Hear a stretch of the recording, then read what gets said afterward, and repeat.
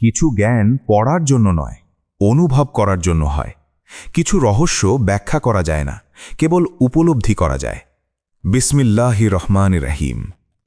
3টি নাম, কিন্তু কেন্দ্রবিন্দু একটি। এটি কেবল একটি বাক্য নয়, এটি মহাবিশ্বের সেই কোড যা 18,000 আলম বা জগৎকে একসাথে ধরে রেখেছে। এটি সেই চাবিকাঠি যা ইসমে আজমের গোপন দরজা খুলে দেয়। আপনি কি জানেন কেন শয়তান এই একটি বাক্যকে সবচেয়ে বেশি ভয় পায়? কেন মেরাজের সেই মহান সফরের রহস্য বিসমিল্লাহ দিয়ে সিল করা হয়েছিল?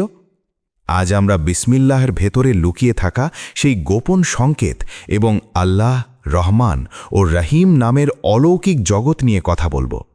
তবে সাবধান, এই সত্য বহন করার ক্ষমতা সব হৃদয়ের থাকে না। আপনি দেখছেন দ্বীন-ই ইসলাম। আমাদের আধ্যাত্মিক সিরিজের আজকের পর্বে আপনাকে স্বাগত। ভিডিওটি ভালো লাগলে লাইক দিন এবং আমাদের চ্যানেলটি সাবস্ক্রাইব করে এই দ্বীন-ই সফরে আমাদের সাথে থাকুন। আপনি প্রস্তুত থাকলে চলুন শুরু করি। গোপন জ্ঞানের মহান সাধক ইবনে আরবি তার ফুতুহাতে মক্কিয়া গ্রন্থে বিসমিল্লাহ সম্পর্কে এক বিস্ময়কর তথ্য দিয়েছেন। বিসমিল্লাহতে মোট 19টি অক্ষর রয়েছে এবং এটি কোনো কাকতালীয় বিষয় নয়। এই 19 হল মহাবিশ্বের একটি গাণিতিক কোড। ইবনে আরবি এই 19টি অক্ষরকে মানুষের শরীরের অঙ্গপ্রত্যঙ্গ এবং আধ্যাত্মিক স্তরের সাথে যুক্ত করেছেন। তিনি বলেছেন, বিসমিল্লাহের প্রতিটি অক্ষর মানুষের একটি করে অঙ্গ এবং ইন্দ্রিয়কে সুরক্ষা দেয়। অর্থাৎ যখন আপনি পূর্ণ সচেতনভাবে বিসমিল্লাহ বলেন, তখন আপনি আপনার পুরো অস্তিত্বকে আল্লাহর সুরক্ষা কবজের নিচে নিয়ে আসেন। আধ্যাত্মিক জ্ঞান বা লাদুন্নি ইলমের মতে সব কিছুরই দুটি দিক থাকে, একটি জাহির বা দৃশ্যমান, অন্যটি বাতিন বা অদৃশ্য। জাহিরি দৃষ্টিতে বিসমিল্লাহ হল কোরআনের চাবিকাঠি, কিন্তু বাতিনি বা গভীর দৃষ্টিতে এটি খোদ অস্তিত্বের চাবিকাঠি। মহাজ্ঞানীরা বলেন, পুরো কোরআনের নির্যাস আছে সূরা ফাতিহায়, ফাতিহার নির্যাস আছে বিসমিল্লাহতে, আর বিসমিল্লাহের সমস্ত রহস্য লুকিয়ে আছে এর প্রথম অক্ষর বা বে এর নিচে থাকা একটি ছোট্ট নুক্তা বা বিন্দুর মধ্যে। কল্পনা করুন, মাটির নিচে কয়েক টন ওজনের পাথরের নিচে বন্দী হয়ে আছে একটি ছোট্ট বীজ। যুক্তি বলে এই নরম বীজটি পিষ্ট হয়ে মরে যাওয়ার কথা, কিন্তু যখন সেই বীজটি মহাবিশ্বের সেই শ্রেষ্ঠ রহস্য বিসমিল্লাহ উচ্চারণ করে, তখন তার নরম শরীরটি ইস্পাতের চেয়েও শক্ত হয়ে যায়। সে পাথর ফেড়ে বেরিয়ে আসে। এটিই বিসমিল্লাহ শক্তি। একটি মেটাফিজিক্যাল উপলব্ধি। The state of hell without mercy. মানুষ যখন জাহান্নামের কথা শোনে, তার চোখে আগুন আর অন্ধকারের ছবি ভেসে ওঠে। কিন্তু আপনি কি জানেন, সত্যিকারের জাহান্নাম সবসময় কোনো নির্দিষ্ট স্থান নয়, বরং এমন এক অবস্থা যেখানে আল্লাহর রহমত তুলে নেওয়া হয়েছে। কল্পনা করুন এমন একজন মানুষের কথা যার কাছে বাড়ি, গাড়ি, টাকা সব আছে। বাইরে থেকে মনে হবে সে জান্নাতে আছে, কিন্তু তার ভিতরটা একবার দেখুন, সেখানে কোনো শান্তি নেই, আছে এক গভীর শূন্যতা।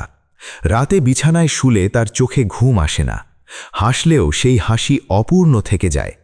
এটিই হলো রহমত তুলে নেওয়ার পরিণাম।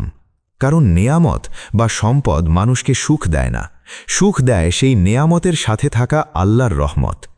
যখন রহমত উঠে যায়, তখন সূর্য ঠিকই ওঠে, কিন্তু তার হৃদয়কে উষ্ণ করে না। বৃষ্টি ঠিকই পড়ে, কিন্তু তা আধ্যাত্মিক তৃষ্ণা মেটায় না। খাবার সামনে থাকে, কিন্তু তাতে কোনো স্বাদ পাওয়া যায় না। সব কিছুই তখন বোঝা হয়ে দাঁড়ায়। মানুষ তখন তার সম্পদের মালিক থাকে না, বরং সম্পদের দাস হয়ে যায়। এটিই হলো দুনিয়ার বুকে এক জীবন্ত জাহান্নাম। আর এই পথ থেকে ফেরার একমাত্র চাবিকাঠি হল বিসমিল্লাহ। কারণ বিসমিল্লাহ মানুষকে অহংকার থেকে মুক্ত করে সারেন্ডার বা আত্মসমর্পণের পথে নিয়ে আসে। বিসমিল্লাহের ভেতরে দুটি বিশেষ নাম পাশাপাশি বাস করে, আর রহমান এবং আর রহিম। ইবনে আরবি অস্তিত্বকে ব্যাখ্যা করেছেন আর রহমানের নিঃশ্বাস হিসাবে। আল্লাহ যখন নিজেকে প্রকাশ করতে চাইলেন, তখন তিনি মহব্বত বা ভালোবাসা দিয়ে নিজেকে প্রকাশ করলেন। এই প্রকাশই হল রহমান। রহমান হল সেই বহির্মুখী রহমত যা সবার জন্য সমান। সূর্যের আলো যেমন পাপী পুণ্যবান সবার ঘরে ঢোকে, রহমানও তেমনি সবার। আপনাকে অস্তিত্বহীনতা থেকে অস্তিত্বে আনা হয়েছে কেবল আল্লাহর রহমান গুণের কারণে। কিন্তু আর রহিম হল এক বিশেষ রহমত।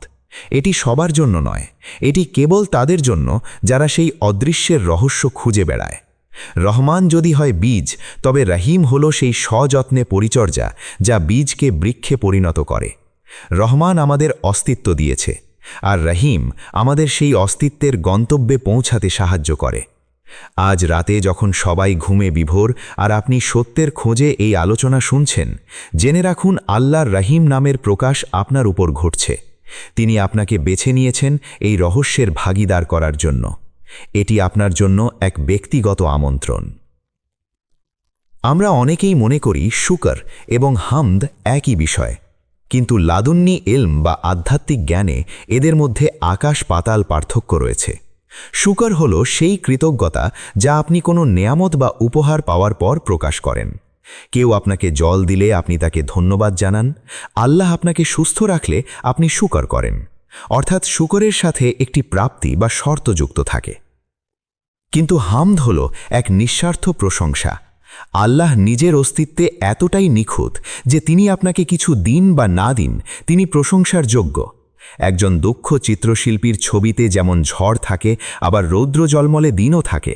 আপনি ঝড় দেখে ভয় পেলেও যদি সেই চিত্রশিল্পীর নিপুণ হাতের ছোঁয়ার প্রশংসা করেন, তবে সেটিই হল হামদ। সুফি সাধকরা বলেন, কষ্টের সময় যে ব্যক্তি হামদ করে সে সেই ব্যক্তির চেয়েও মহান যে আরামের সময় শুকর করে। কারণ প্রথম ব্যক্তি উপহারকে নয়, বরং খোদ উপহার দাতাকে ভালোবেসেছে। মানবতার প্রথম শব্দ ছিল আলহামদুলিল্লাহ, যখন আদম আলাইহিসসালামের দেহে প্রাণ সঞ্চার হল এবং তিনি হাঁচি দিলেন। আবার জান্নাতীদের শেষ কথা হবে আলহামদুলিল্লাহি রাব্বিল আলামিন। আমরা হামদ দিয়ে শুরু করেছি এবং হামদ দিয়েই আমাদের যাত্রা শেষ হবে।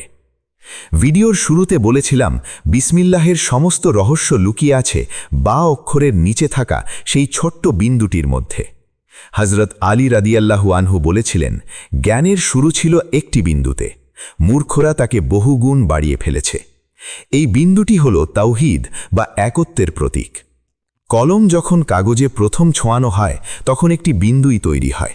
সেই বিন্দুর চলন থেকেই তৈরি হয় রেখা, রেখা থেকে অক্ষর, অক্ষর থেকে শব্দ, অর্থাৎ পুরো মহাবিশ্ব আসলে সেই একটি বিন্দুরই বহিঃপ্রকাশ। প্রিয় বন্ধু, যখন আপনি বিসমিল্লাহ বলেন, তখন নিজেকে সেই বিন্দুর সাথে যুক্ত করেন। আপনি নিজের আমিকে মুছে দিয়ে আল্লাহর নামে হারিয়ে যান। তখন আপনার হাত আর আপনার থাকে না, তা হয়ে যায় আল্লাহর কুদরতি হাত। আপনার প্রতিটি পদক্ষেপ হয় হকের দিকে। আজকের এই আলোচনার পর যখনই আপনি বিসমিল্লাহ বলবেন, কেবল জিহ্বা দিয়ে নয়, বরং আপনার শরীরের প্রতিটি কোষ দিয়ে অনুভব করুন। এই বিশ্বাস নিয়ে কাজ শুরু করুন যে আপনি একা নন, বিশ্বজাহানের প্রতিপালক আপনার সাথেই আছেন। আল্লাহ আমাদের সবাইকে বিসমিল্লাহের এই নূর দিয়ে আমাদের জীবন আলোকিত করার তৌফিক দিন। আমিন। আপনার আজকের এই আধ্যাত্মিক সফর কেমন লাগলো? আপনার মন্তব্য জানান।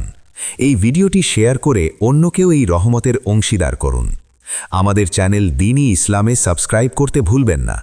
আপনার প্রতিটি লাইক আমাদের পরবর্তী রহস্য উন্মোচনে প্রেরণা যোগায়। আগামী পর্বে দেখা হবে ইনশাআল্লাহ। ততক্ষণ পর্যন্ত আল্লাহর হেফাজতে থাকুন। আসসালামু আলাইকুম ওয়া রাহমাতুল্লাহ।